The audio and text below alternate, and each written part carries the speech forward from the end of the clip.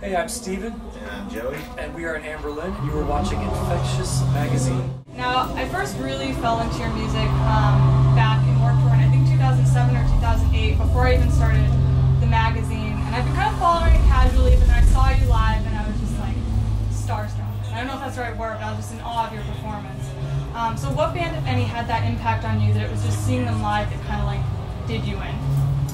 Well, I think growing, when we first got into the band world, we, for whatever reason, we always gravitated to touring or playing shows with like hardcore bands. I don't know why it was. I think because there just wasn't a lot of bands that sounded like us at that time, so we just kind of like, if you wanted to play a show, it had to be on the heavier side. So I remember one show we were actually doing kind of like a label showcase, and before us was Under Oath, and after us was Norma Jean.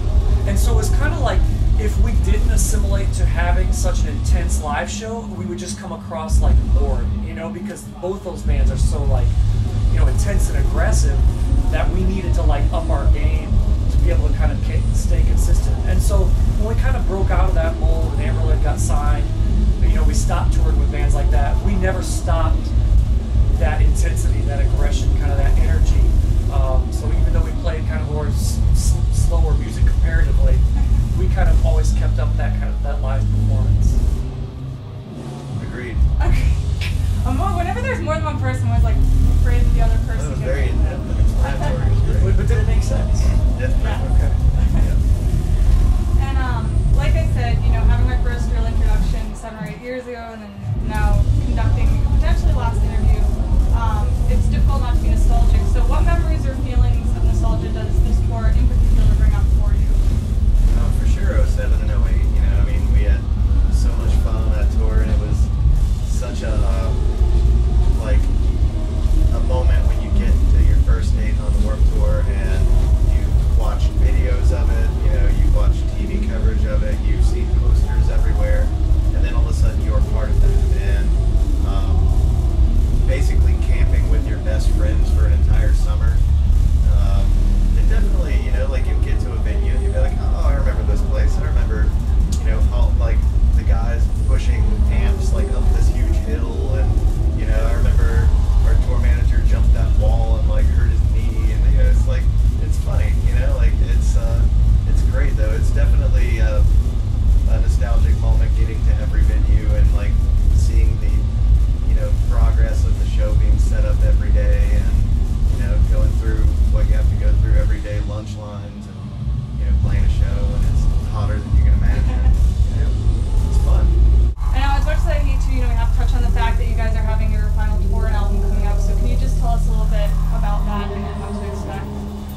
Yeah, we're excited. We're going to do basically like a world tour, everything from the UK to Australia to Singapore to Asia to, just all over the place. And the final tour will be in October, November here in the States. And I think we end basically the day before Thanksgiving. So that'll be our final show.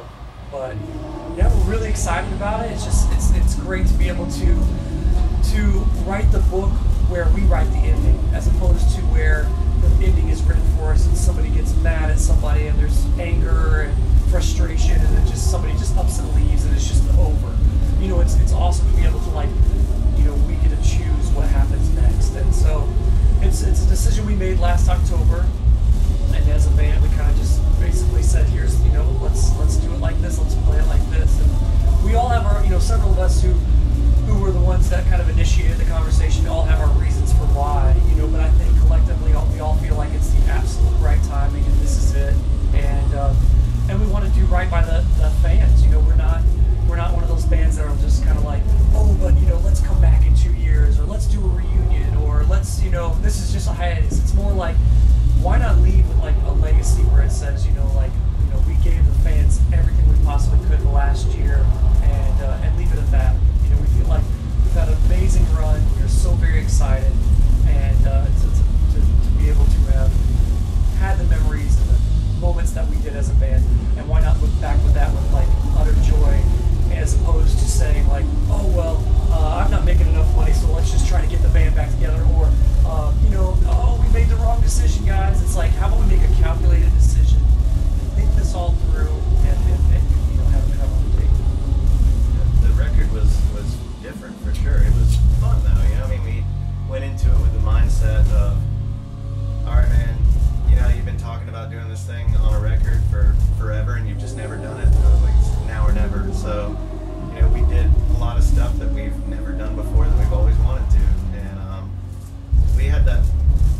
such a relaxed mindset, you know, going in and making the record, and like we just had fun with it, you know, and it was a big part of this whole decision was that like we still love each other and we like to leave it that way. Yeah. And you know, so we wanted the same thing with the record: have fun, you know, and see what happens.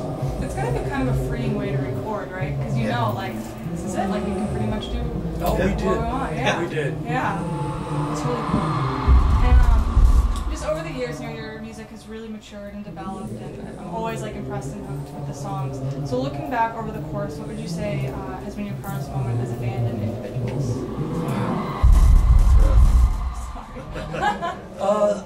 My proudest moment was sadly all by myself because we had some time off, and I got, you know, I was always checking the radio charts, and I found out that Anberlin had hit #1 on alternative radio, and I was like by myself in my rental house, like this little apartment, and I just started like screaming at the top of my lungs. I was so excited, you know, just couldn't believe it, you know, that you know, I just never in a million years thought that would ever have happened to me, and that was crazy. So that was just the craziest moment of being in Anberlin. I wish we were all together, or I wish I had like actually good friends around or something like that, or just kidding.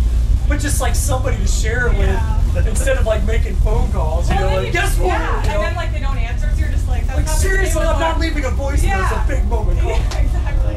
You know, and then they call back 10 minutes later, you're like, the moment's passed. It's true. I told It's somebody true. else that I cared about less. But that was my pinnacle moment. I don't know. I think just the conglomerate, you know, of the condensed version of our career is like my proudest thing. You know, there's been a series of proud moments throughout this whole thing, and a series of very not proud moments throughout the whole thing. No, he's hit some all-time lows. Really bad. I've watched. So like it's really like nostalgia, like looking back on everything and the way that we're doing it makes me the most proud. Just some kind of closer off-beat questions, I guess. What do you think is the next big trend in this industry? In Warped Tour industry or just Just music? the music. Yeah. Well, I mean, I think it's already here. The EDM is like It's amazing, conquered. right? That it's like just, pushed forward like that. yeah, it's just been crazy. So I think, you know, but I think what that's kind of telling me is that people want experiences, not just music, you know. So whether it's like, you know, maybe Guar was just years ahead of music, to where you somehow have to make an incredible live show and music. It can't just be the music on stage. Now it has to get flashy. It has to be, I don't know, there just has to be, it has to be all encompassing, like a moment, you know. Whether I can't predict what that's going to be, but maybe it's like a metamorphosis of something like a haunted house and a band. I know that sounds crazy, but something That's like like a that. great You know, time. like think about the next My Kim reunion show where you have to go through a haunted house. You know, when the reunion, if they ever come back, or maybe they're talking about, I don't know, whatever. But something like that where you have to go through the haunted house to get to their show. Like how crazy would that be? You know, it's a bigger ticket price. It's like $50, but you'll never forget it, you know? Like, it's just gotta be something like that, to where, you know, and I think that's what EDM is doing, is it's like, I'm gonna go party, and I'm gonna go see a DJ, and let's go party and DJ, you know, like, so. I think like as technology advances and we get things faster and easier, people want more.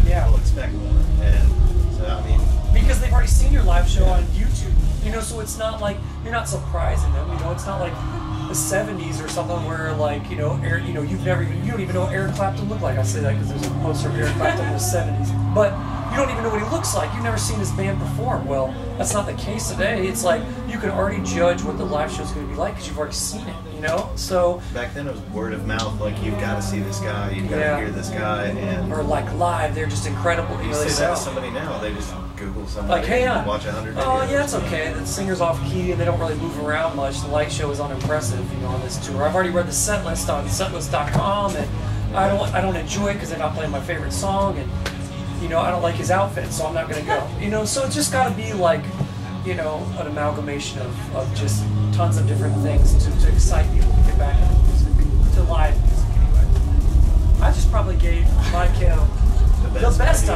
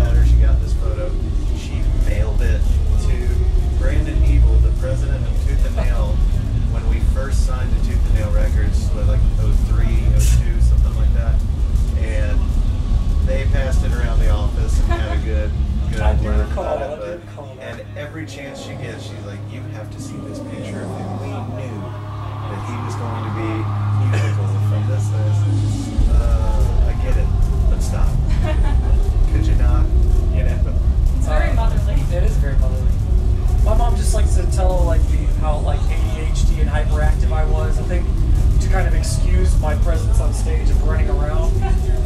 But she likes to tell the story of like in like 4th grade where the class was taking a test, and for whatever reason I felt like it was a little quiet, so I stood up and I played my imaginary trumpet, and then I sat back down and took my test like as if nothing had happened. She was just like, you just could never sit still, and you hated silence. You had to be like doing something. So that was her story she enjoys to share. Worked out though, right? It did work for out both of for you. both of us. Yeah. Yeah, in your face, Mom. I'm just kidding.